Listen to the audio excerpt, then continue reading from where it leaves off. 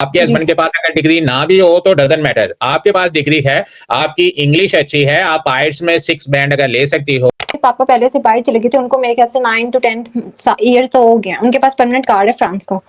सही। और मेरी मामा और मेरी बहन भी जा चुके हैं, लेकिन मैं एज डिफरेंस की वजह से मैं उनके साथ मेरा फैमिली वीजा नहीं लगा। सही है। अब मेरे जो मामा है उनको भी 2 इयर्स का मिल चुका है, और मेरे जो सिस्टर और ब्रदर है उनको भी 1 ईयर का कार्ड जो है वो मिल चुका है। मैं ये पूछना चाह रही हूँ कि मैं कैसे जाऊँ आपकी एज हस्बैंड के कितनी है बेटा? साथ। मेरी 23। 23 है। शादीशुदा है? जी, निकाह हुआ है। सही है। तो आप पढ़ी लिखी हैं? जी, मैंने बीएस रेडियोलॉजी किया और मेरे 4 इयर्स की डिग्री में अब कुछ टाइम ही रह गया, अप्रैल तक खत्म हो जाएगी इंशाल्लाह, अप्रैल में। सही है। तो बेटा आप अपनी डिग्री मुकम्मल करो, डिग्री मुकम्मल करने के बाद जो है वो रुखसती करवाओ, जो है वो स्टडी वीजा अप्लाई करो, अपने हस्बैंड को लो तो यूरोप में आ जाओ। लेकिन उसमें ये था ना कि हस्बैंड को हम किसी भी एक स्पेसिफिक डिग्री पे जा सकते हैं कि मतलब उसके साथ स्पाउस अलाउ कोई ऐसी डिग्री कि यूरोप में नहीं हमें बेटा, अच्छा वीजा आप मिल जाए।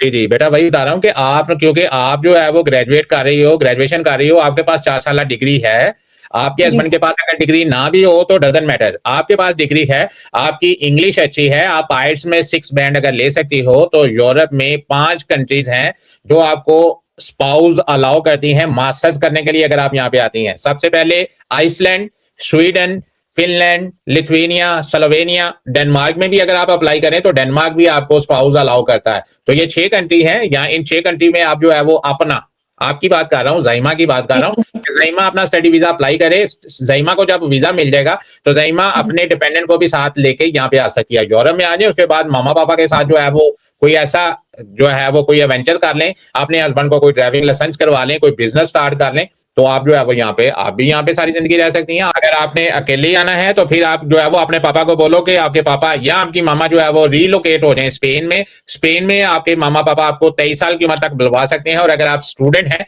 तो 27 साल की उम्र तक भी आपको वहां पे बुलवा सकते हैं।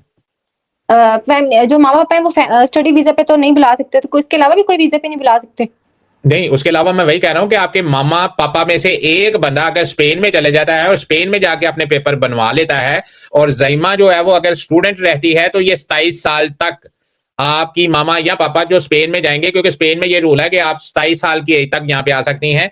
फ्रांस में 18 साल तक की लिमिट है।